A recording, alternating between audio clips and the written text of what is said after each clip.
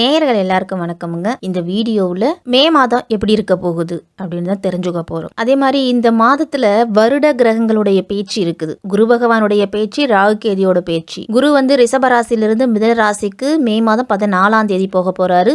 ராகு கேது வந்து 19ஆம் தேதி போக போறாரு. ராகு கேது வந்து முன்னோக்கி நகரக்கூடிய கிரகம் இல்ல, அது வந்து பின்னோக்கி நகரக்கூடிய கிரகம். மீனத்தில் இருந்த ராகு வந்து கும்பராசிக்கும், கன்னிராசியில் இருந்த கேது வந்து சிம்ம ராசிக்கும் பேச்சியாக போறாங்க இந்த மே மாதத்துல. அப்ப சூரியன் வந்து உச்சம் பெற்று மேஷ ராசியில சஞ்சரிக்கிறாரு. மே மாதம் 14ஆம் தேதி ரிஷபராசிக்கு போக போறாரு. கடக ராசியில செவ்வாய் வந்து நீச்சம் பெற்று சஞ்சரிக்கிறாரு. சுக்கிரன் வந்து மீன ராசியில இருக்கிறாரு. இந்த மாதம் முழுவதுமே சனி பகவான் வந்து மீன ராசியில சஞ்சரிக்கிறாரு. அப்ப நவகிரகங்களுடைய பேச்சு, நவகிரகங்களுடைய மாற்றங்கள் இப்படிதான் இருக்கு இந்த மே மாதத்துல. அப்ப யாருக்கு என்ன சாதகமா இருக்கும், யாருக்கு என்ன பாதகமா இருக்கும் அப்படின்னு தான் தெரிஞ்சுக்க போறோம். அதே மாதிரி இந்த மே மாதம் ரொம்ப சிறப்பு வாய்ந்தது தான் விருச்சிக ராசிக்கு. ஏன்னா குரு பேச்சு, ராகு கேது பேச்சு அப்படின்னு 2 மிகப்பெரிய கிரகங்களுடைய பேச்சு இருக்குது. இதுவரைக்கும் உங்க ராசிக்கு 5ஆம் இடத்துல சஞ்சரித்துட்டு வந்த ராகு பகவான் 4ஆம் இடம்னு சொல்லக்கூடிய சுகஸ்தானத்துக்கு வர போறாரு. குரு பகவானுடைய பார்வை அப்படிங்கிறது ராகு மேல படுறதால ராகு பகவானால எந்தவித பாதிப்பு, என்னவித பிரச்சனை வந்தாலும் அதை எல்லாத்தையுமே குரு பகவானுடைய பார்வை சரி செய்து கொள்ளும் உங்களுக்கு. அதனால ராகு பகவான் வந்து 4ஆம் இடத்துல இருக்கிறாரு, சுகஸ்தானத்துக்கு வராரு. அப்போ உடல் ஆரோக்கியத்துல பிரச்சனை வருமா அப்படின்னு பயப்பட வேண்டாம். உடல் ஆரோக்கியத்துல சின்ன சின்ன பிரச்சனைகள் அப்பப்போது வந்துகிட்டு தான் இருக்கும். அதே நேரம் 10ஆம் இடம்னு சொல்லக்கூடிய தொழில்ஸ்தானத்துல கேது பகவான் வராரு. அப்ப தொழில முன்னேற்றம் அப்படிங்கிறது கண்டிப்பா உண்டு. உங்க ராசிக்கு அர்த்தாஷ்டம ராகுவா இருந்தாலும் அவரால் நல்ல பலன் தான் உண்டு. அவரால் ஆன்மீகத்துல நாட்டம் அதிகரிக்கும். புகழ்மிக்கவர்களுடைய பட்டியல்ல உங்களுடைய பெயர் அப்படிங்கிறது இடம்பெறும். மாற்று மருத்துவத்தின் மூலமா உடல் ஆரோக்கியத்துல முன்னேற்றம் ஏற்படும். பாதியில நின்ற பணியை மீண்டும் தொடருவீங்க. பயணங்கள் சென்றீங்க அப்படின்னா அந்த பயணத்தின் மூலம் நல்ல லாபம் கிடைக்கும் உங்களுக்கு. கொடுக்கல் வாங்கல்லாம் முன்னேற்றம் இருக்க போகுது. தொழிலை விரிவு செய்யணும் அப்படின்னு நீங்க எடுத்திருந்த முயற்சியில நல்ல முன்னேற்றம் இருக்க போகுது. குடும்பத்திலையும் வருமானம் அப்படிங்கிறது உயரும் இந்த மாதத்துல. 10ஆம் இடம்னு சொல்லக்கூடிய தொழில்ஸ்தானத்துல கேது வராரு. அப்ப தொழில முன்னேற்றமும் கூடுதல் லாபமும் தனித்து இயங்கக்கூடிய ஆற்றலும் கிடைக்க போகுது விருச்சிக ராசிக்கு. கூட்டாளிகளை விலக்கிட்டு தானே நம்ம நடத்தலாமா தொழில அப்படின்னு ஒரு யோசனை வரும். இல்ல நம்மளே நடத்துவோம் அப்படின்னு இறங்கி நடத்துவீங்க. இடம் பூமி விற்பனையால நல்ல லாபம் விருச்சிக ராசிக்காரர்களுக்கு வரப்போகுது. மேலதிகாரிகளுக்கும் உங்களுக்கும் இருந்துட்டு வந்த கருத்து வேற்றுமை குறையும். வெளிநாடு முயற்சியில நல்ல சந்தர்ப்பம் அப்படிங்கிறது கூடி வரப்போகுது விருச்சிக ராசிக்காரர்களுக்கு. இந்த மாதத்துல சாதனைகள், சோதனைகள் அப்படின்னு நல்லது கெட்டது அப்படின்னு 2 பலன்களுமே உங்களுக்கு கிடைக்கும். ஏன்னா 11ஆம் அதிபதி உச்சமாய் இருக்கிறாரு.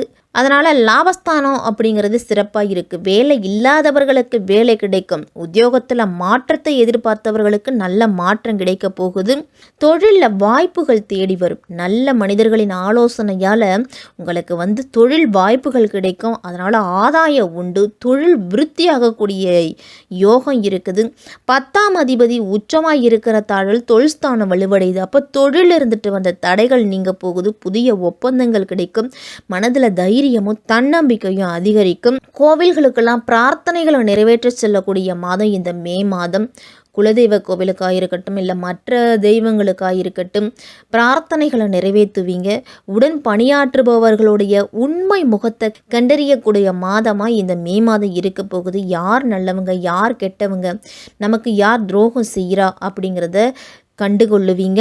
குரு பகவானால மனதில் திருப்தி அப்படிங்கிறது இருக்கும். சஞ்சலங்கள் நீங்கி சற்று நிம்மதி பிறக்கக்கூடிய மாதம் இந்த மே மாதம். சின்ன சின்ன மாற்றங்கள் அப்படிங்கிறது இருக்கும். செவ்வாய் வந்து கடகராசியில் நீச்சமாக இருக்கிறாரு. மே மாதம் 15ஆம் தேதிக்கு பிறகு அதிக கவனத்தோடு இருக்கணும். ஆரோக்கியத்தில் அதிக அளவு கவனத்தை செலுத்தணும். உடல் மனம் இரண்டிலுமே சோர்வு அப்படிங்கிறது வரலாம். 12ஆம் அதிபதியும் உச்சமாக இருக்கிறார். அப்போ செலவுகள் வரும். வாழ்க்கை துணை விவகாரத்துலலாம் கொஞ்சம் விட்டு கொடுத்து தான் போகணும். அதிக கவனம் அவங்க மேலே செலுத்துங்க. வண்டி வாகனங்களில் செல்லும் பொழுது கவனத்தோடு இருக்கணும். வேலை செய்யக்கூடிய இடத்துலலாம் பணிச்சுமை அதிகரிக்கும். குடும்பத்தில் மனக்கசப்பு வருவதற்குன்னு அதிகமான வாய்ப்பு இருக்குது. அப்போ தான் உண்டு தன் வேலை உண்டுன்னு இருங்க. மற்றவர்கள் குடும்ப விஷயங்களில் நீங்கள் தலையிடுவதும் உங்களுடைய குடும்ப விஷயங்களில் அடுத்தவர்கள் தலையிடுவதையும் தவிர்த்துக்கிட்டீங்க அப்படின்னா இந்த விதமான பாதிப்பு அப்படிங்கிறது இருக்காது. தூக்க குறைவு அப்படிங்கிறது இருக்கும். உடன் பணியாற்றுபவர்களுடன் சற்று எச்சரிக்கையாக எச்சரிக்கையாக இருக்கணும். ராகு கேதுவால் குடும்பத்துக்குள்ள சின்ன சின்ன பிரச்சனைகள் அப்படிங்கிறது இருந்துக்கிட்டு இருக்கும். உறவினர்களிடம் விட்டு கொடுத்து போங்க. உடற்பயிற்சி, யோகா, தியானம் இதெல்லாம் செய்துக்கிட்டு வர்றது அவசியம். விருச்சிக ராசிக்காரர்கள் உங்களுடைய காரியம் நிறைவேறும் வர அதை ரகசியமாக கடைபிடிக்கிறது மிக மிக நல்லது, மிக மிக முக்கியமும் கூட.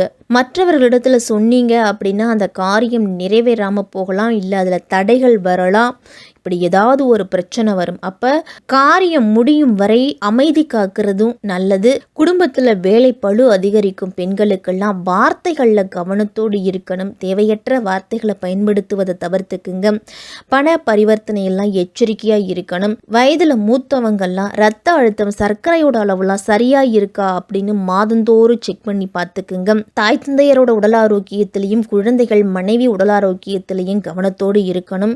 விருச்சிக ராசிக்கு அஷ்டமத்தில் குரு சஞ்சரித்தாலும் அதோடைய பார்வைப்படும் இடங்கள் எல்லாமே அற்புதமான இடங்களாக இருக்குது. குரு பகவான் இருக்கிற இடத்தை விடவும் அவருடைய பார்வைக்கு பலன் அதிகம் உண்டுன்னு சொல்லுவாங்க. அப்போ 2, 4, 12 ஆகிய 3 இடங்களையும் பார்க்குது. 2ஆம் இடம் தனமாக்கு குடும்பஸ்தானத்தையும், 4ஆம் இடம் சுகஸ்தானத்தையும், 12ஆம் இடம் விரயஸ்தானத்தையும் பார்க்குது. விரயங்கள் குறையும், உங்களுக்கு கடன்கள் அடைபடும். நீங்கள் கடன்களால் அவதிப்பட்டு வந்தவர்களுக்கெல்லாம் அந்த பிரச்சனையிலிருந்து நீங்கள் வெளிவர போகிறீங்க. 2ஆம் இடம்னு சொல்லக்கூடிய தனம் வாக்கு குடும்பஸ்தானத்தில் குரு பகவானுடைய பார்வை விழுவதால் தனம் சிறப்பாக வரப்போகுது. குடும்பத்தில் இருந்துட்டு வந்த பிரச்சனைகள் தீரும். கணவன் மனைவிக்குள்ள ஒற்றுமை அதிகரிக்கும். கணவன் மனைவிக்குள்ள இருந்திருந்த பிரச்சனை குறையும். 4ஆம் இடம்னு சொல்லக்கூடிய சுகஸ்தானத்தை குரு பகவான் பார்க்கறதால மருத்துவ செலவு குறைய போகுது. விருச்சிக ராசிக்காரர்களுக்கெல்லாம் மருத்துவ செலவால் கடன் வாங்கி நொந்து போனவர்களுக்கு இந்த மே மாதத்திலிருந்து ஒரு விடிவு காலம் பிறக்கக்கூடிய மாதமாக இருக்கும். புதிய முயற்சிகளில் வெற்றி உண்டு. குடும்பத்தில் சுப நிகழ்ச்சிகள் அப்படிங்கிறது நடக்கும். பெற்றோர்களுடைய ஒத்துழைப்பும் பிள்ளைகளுடைய முன்னேற்றமும் உங்களுடைய மகிழ்ச்சிக்கு இரட்டிப்பாக்கும் உங்களுக்கு. அதே மாதிரி இடம் பூமி வாங்கணும்னு நினச்சிக்கிட்டு இருந்தவர்களுக்கோ இல்லை தட்டி தட்டி போய்கிட்டு இருந்தவர்களுக்கும் இந்த மாதத்தின் பிற்பகுதியிலிருந்து உங்களுக்கு வரக்கூடிய செலவுகளை சுப விரயங்களாக நீங்கள் மாற்றிக்கலாம். இடம் வாங்குறது, பூமி வாங்குறது, வண்டி வாகனம் வாங்குறது இந்த மாதிரி செய்துக்கலாம். அரசு வேலை அப்படிங்கிறது கிடைக்கும். அதற்கு கடுமையான முயற்சி, கடுமையான உழைப்பை விருச்சிக ராசிக்காரர்கள் போடணும். பணிபுரிய இடத்துல உங்களுடைய திறமைக்குரிய அங்கீகாரம் அப்படிங்கிறது கிடைக்கும்.